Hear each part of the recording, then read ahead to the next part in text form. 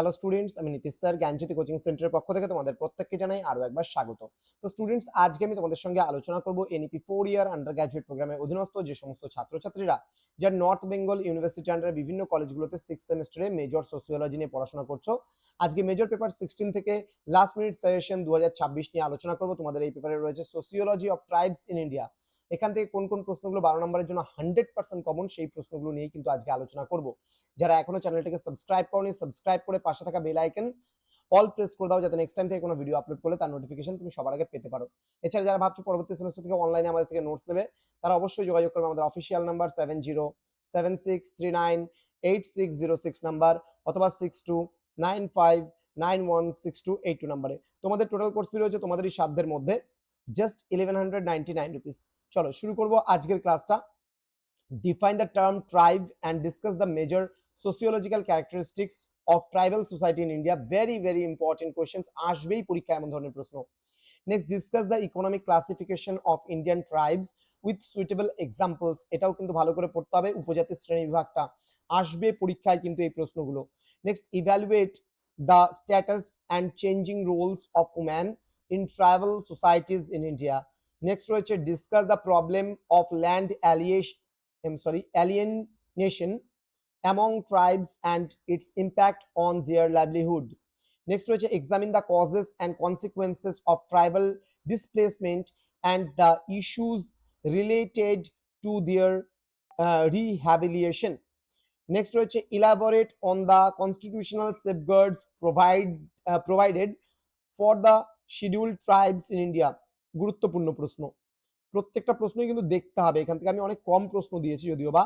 Discuss the objectives and impact of the প্রধানমন্ত্রী জনজাতি আদিবাসী নয়া মহা অভিযান। এই কোশ্চেনটা যদি বড়তে নাও আসে, 6 যদি নাও আসে, 3 কিন্তু আসতে পারে, বা 12তে না আসলেও 6-3 কিন্তু আসতে পারে। Next, analyse the importance of integrated tribal development programmes বা ITDP in tribal upliftment. Next রয়েছে analyze the essential characteristics of tribal societies in India. How do they differ from non-tribal societies? Okay, এটাও হালকার উপর দেখে নেবে।